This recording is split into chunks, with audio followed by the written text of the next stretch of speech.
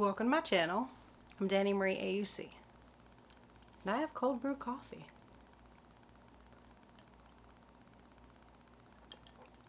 Oh, you guys, I'm gonna have to drink this slowly because I don't want my heart to explode. So you saw the title. You know this video is about COVID-19. And I just want to say before we get started that I know this pandemic has had a huge effect on everyone all over the world. And it's really taught us where we stand. It's brought us together in some ways. It's brought us apart in other ways. But this video is not political.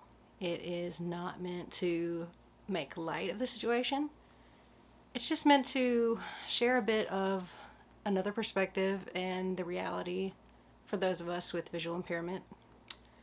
And hopefully it's meant for a laugh, because we could all use that these days. So let's get into it.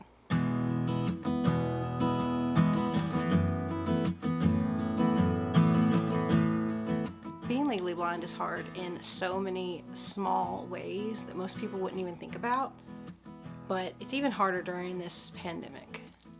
And I'm gonna tell you 6 reasons why. Reason 1, not being able to pick up every single thing in the supermarket. So many of us, one, either shop by feel, or we shop by picking everything up and putting it close to our face. I'm gonna insert a clip here of me in the supermarket looking at items. And I gotta say, this probably isn't sanitary in the best of circumstances, but now it has me legitimately worried. But we gotta do what we gotta do. Number 2, finding the entrance to stores. Okay, so as a visually impaired person and someone with photophobia whose vision is affected during the day, especially when it's bright, finding the entrance to a store is already challenging enough. And now we have these barriers that make it even harder. I don't see these types of things until I almost walk into them, and sometimes I do walk into them. That also goes for the signs on the doors that say, hey, 1 person at a time, or these are our new hours, or closed. I can't see those either.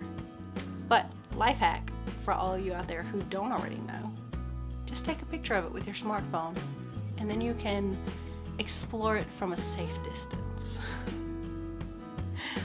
So low-key, I have lots of friends in this community who have guide dogs, and this is even harder for people with guide dogs because guide dogs, as intelligent as they are trained to find the door to a building. They're not trained to find this queue, walk all the way through it, stay 6 feet apart. We'll get to that later. But they're not trained for all this new social distancing that's going on. So you guys keep that in mind. If you see someone walking up to you with a guide dog, move. Number 3, social distancing. Okay, so in the US, how far is 6 feet? I can't even tell. Like I said in one of my previous videos, depth perception is so underrated. Also, the tape markers or the chalk markers or the sticker markers on the ground that are supposed to be 6 feet apart never seem to be equal distance apart. Is that just me? Or have you guys noticed that too? But again, like I mentioned, guide dogs don't know social distancing. They don't know how to stay 6 feet from another person. So like I said in number 2, you should move. Number 4, directional signs on the aisles of supermarkets. So these are a solid 5, 6 feet from my eyes. I can't see them. Thank God they're color coded usually. Green for go, red for no. We got it. At least the supermarkets are trying to make it dummy proof. We appreciate it. We got you. But this is another one where someone who is completely blind or someone with a guide dog might not see those signs and might not be able to follow those rules. So, like I said before, get out of the way. Number 5, fave. Foggy glasses. Oh my god. I am so thankful, first of all, to have someone who can make me a cloth mask that fits and is fairly comfortable. It's a lot more comfortable than those pleated masks or the ones with the rubber bands or elastic that goes around your ear, because I've heard some of the horror stories about those. But these masks seem to always fog up my glasses. So I was out walking around with a couple people the other day and wearing my mask, and it was almost pointless to wear my glasses. I will also insert a photo.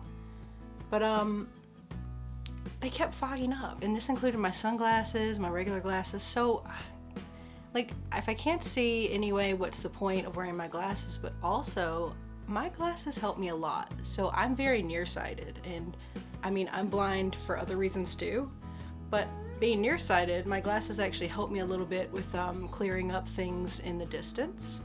So like that blob walking toward me looks a little bit more like a person when I wear my glasses. So they really do help, but because I was with a couple people, I didn't take my cane. So I pretty much spent the whole time using my fiance as a sighted guide. He's cool with that. Like, we do it pretty often, especially when we're just running out around town and it's bright outside and we're in a parking lot. I don't want to get run over, so he helps me out. But I also want to say, I am so grateful for those of you who have to wear a mask every single day, all day, because I don't know how you do it. And truly, for doing it and doing it tirelessly, and I have not seen one nurse complain, doctor, hospital worker, maintenance man, I haven't seen anyone in those fields complain, not once.